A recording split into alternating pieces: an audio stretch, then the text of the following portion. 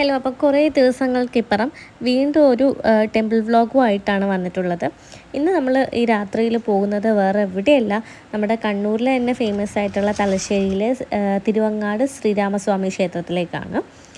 ക്ഷേത്രത്തിനെ പറ്റി പറയുകയാണെന്നുണ്ടെങ്കിൽ കേരള ചരിത്രത്തിലെ തന്നെ രാമസ്വാമി ക്ഷേത്രങ്ങളിലെ നാലാമത്തെ ഏറ്റവും പഴക്കമേറിയതും ഏറ്റവും വലുതുമായ ശ്രീരാമസ്വാമി ക്ഷേത്രമാണ്.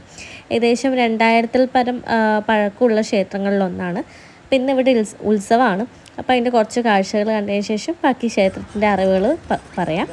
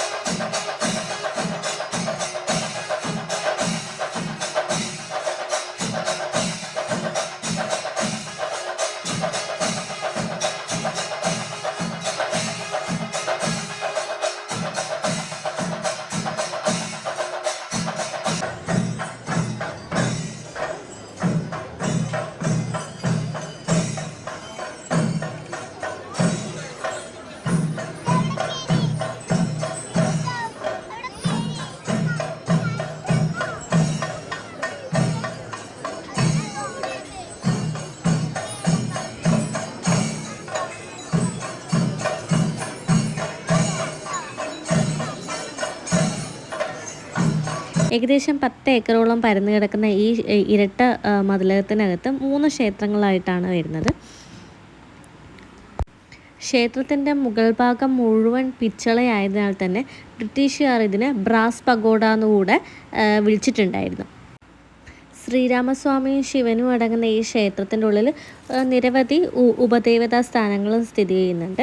ക്ഷേത്ര ദർശനം കഴിഞ്ഞാൽ നേരെ നമുക്ക് തുറക്കുന്നത് ഏകദേശം 6 ഏക്കറോളം വ്യാപിച്ചു കിടക്കുന്ന ക്ഷേത്രക്കുളം തന്നെയാണ് ഇവിടുത്തെ മറ്റൊരു പ്രത്യേകത എന്ന് പറയുന്നത്. ഇതിൽ ഉത്സവം എന്ന് പറയുന്നത് മേടമാസത്തിൽ വിഷു തുടങ്ങി 8 ദിവസങ്ങളിൽ നീണ്ടു നിൽക്കുന്ന ഉത്സവമാണ് ഈ ക്ഷേത്രത്തിൻ്റെ മറ്റൊരു പ്രത്യേകത എന്ന് പറയുന്നത്. അരി നനച്ച നിവേദ്യമായ അരിത്രാവലാണ് ഇവിടുത്തെ പ്രധാന നിവേദ്യം. കൂടാതെ രാമസ്വാമിക്ക് വലിയ വട്ടള പായസം, അതൊക്കെയാണ് ഇവിടുത്തെ നിറമാല, അങ്ങനെയുള്ള കാര്യങ്ങളൊക്കെയാണ് ഇവിടുത്തെ നേർച്ചയിൽ വരുന്നത്. ക്ഷേത്രത്തിൻ്റെ മുൻവശത്തായിട്ട് തന്നെ വലിയ രീതിയിലുള്ള ആനക്കൂട്ടൽ വരുന്നത് ഈ ഒരു ക്ഷേത്രത്തിൻ്റെ പ്രത്യേകതയാണ്. അതായത് ഉത്തര കേരളത്തിലെ തൃശ്ശൂർ പൂരമായിട്ടാണ് ഈ തിരുവങ്ങാടിലെ ഉത്സവം കണക്കാക്കുന്നത്. രാമൻ്റെ പ്രധാന ആരാധനാമൂർത്തിയായ ശിവൻ്റെ പ്രതിഷ്ഠ കൂടെ ഇവിടെ കാണാം. വടക്കേടം കിഴക്കേടം അങ്ങനെ 2 രീതിയിലാണ് ശിവൻ്റെ പ്രതിഷ്ഠ വരുന്നത്. വടക്കേടത്തപ്പൻ്റെ രൗദ്രഭാവം ശമിപ്പിക്കാൻ വേണ്ടിയിട്ടാണ് കിഴക്കേടത്തപ്പൻ പ്രതിഷ്ഠിച്ചതെന്നുള്ളൊരു ഹിസ്റ്ററി കൂടെ ഇതിന് വരുന്നുണ്ട്. കൂടാതെ പോർക്കാളി ഭാവം, അതായത് മൃദംഗശൈലേശ്വരീനെ ഇവിടെ മരക്കൂട്ടിലായി ബന്ധിപ്പിച്ചതായിട്ടുള്ള ചരിത്രങ്ങളും പരാമർശിക്കപ്പെടുന്നുണ്ട്.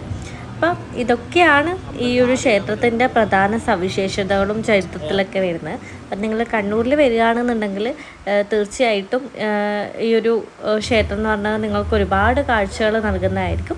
അപ്പോൾ ഇന്നത്തെ വീഡിയോ ഇത്രയേ ഉള്ളൂ. അപ്പോൾ അടുത്ത വീഡിയോ ആയിട്ട് കാണുന്നവരെ thank you for watching. Video ഇഷ്ടമായിട്ടുണ്ടെങ്കിൽ തീർച്ചയായിട്ടും സബ്സ്ക്രൈബ് ചെയ്യുക, അതുപോലെ തന്നെ സപ്പോർട്ട് ചെയ്യുക. നിങ്ങൾക്ക് ഈ ക്ഷേത്രത്തിനെ പറ്റി കുറച്ചുകൂടെ അറിവുകൾ ഉണ്ടെങ്കിൽ അത് കമൻറ്റ് ബോക്സിൽ ഇടുക. അപ്പോൾ ഇത്രയേ ഉള്ളൂ. Thank you.